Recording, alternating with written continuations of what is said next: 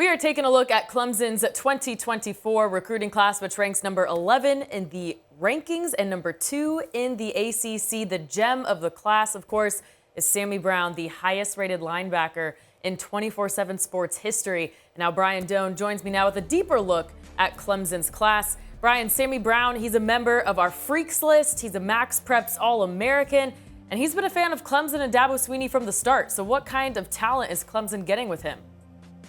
Yeah, he'd be on the top of the list for almost any list doing well that you could compile. I mean, you're talking about a kid who is a top-notch wrestler at the 5A level in Georgia.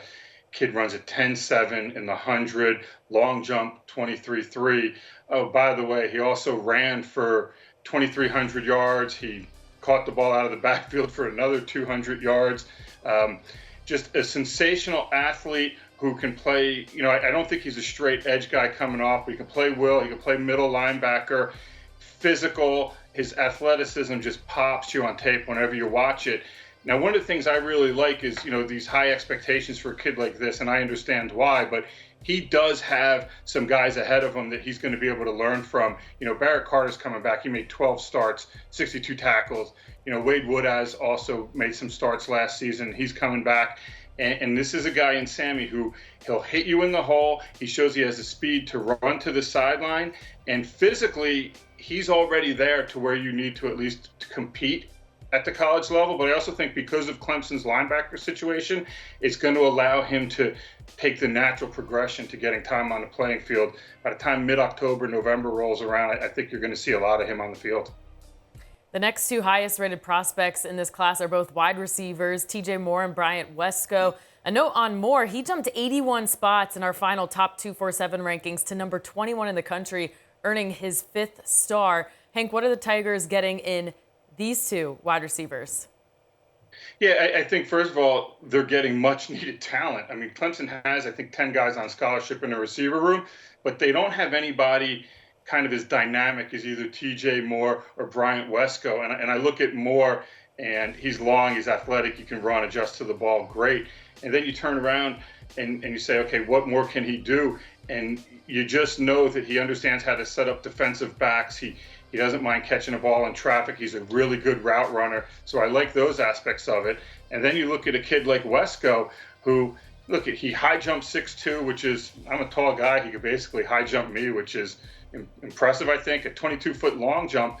And he just understands how to run routes, get open. He'll sit there in zones, and he understands where some soft spaces are, which you don't get a lot of, of high school kids. He had, I think, 29 touchdowns in his high school career. Listen, Clemson has Antonio Williams and Tyler Brown as guys that can really operate in the slot. But one thing that's missing is guys that can really operate on the outside, use their size, also get down the field. And I think when you look at Wesco, when you look at Moore, those are attributes that they both bring to the equation. Now, listen, they still have to know how to block, because you have to be able to block if you're going to play receiver at Clemson or anywhere in college, and still making sure they understand the offense. But they're huge upside, and they filled two huge areas of need with those two kids. Christian Bentancur had been committed to the Tigers for almost a year when he signed in December. He's rated the number 4 tight end prospect in the nation. What can we expect to see from him? Well, I mean, we're going to have to wait and see, to be honest, because he's a kid he's not an early enrollee, which is the trend. He's a June kid. Now, he's a fantastic athlete. He plays basketball. He's our number 4 tight end, number 90 prospect overall. But he can get down the field. He's good after the catch. He lines up with, out wide. He'll put his hand on the ground. They'll flex him out a little bit. Great ball skills. He'll be able to high point it. He'll be able to use his size to go over smaller defenders. But Jake Brinnenstuhl is ahead of him. He had 50 catches, 498 yards, and 5 touchdowns last year. And that was second on Clemson for all receiver, whether it's receivers or tight ends, that was second. Now, when Clemson goes 2 tight ends, I think there's going to be some opportunity here. But one of the things I like with Bentancur is it's going to allow him, just a little bit with Brown, to really grow into the position, understand it, and you're not forcing a lot on him early, which is always a great thing. All right, 22 players in this class. Who do you think can make an immediate impact? Yeah, impact is a tough word. It's one I'm not always comfortable with because it's so hard to do it at the college level as a 18-year-old who's just coming into, leaving high school. But I do think kids can have, play a big role. And for me, I look at TJ Moore. It's size, athleticism, ability to make difficult catches. They need an alpha in the receiver room, especially on the outside. He brings that mentality. He can win the ball down the field.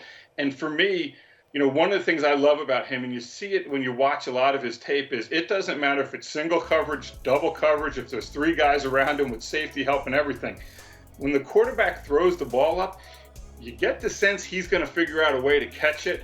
And I think that's something that is invaluable just in the sense that here's a kid who can, even if he's not truly open, can go up and make a play and get the ball in the air. And for me, that's worth so much. And I think it's something, like I mentioned, Clemson doesn't have. And because of his size and because of his strength and his route running ability, I think he'll be able to get on the field early. All right, Brian Dohn with the breakdown on Clemson's top 15 recruiting class. Thank you, sir. And for more Clemson football and recruiting news, be sure to check out Clemson247.com. Our reporters are bringing you the latest from signing day to the postseason and everything in between. That's Clemson247.com.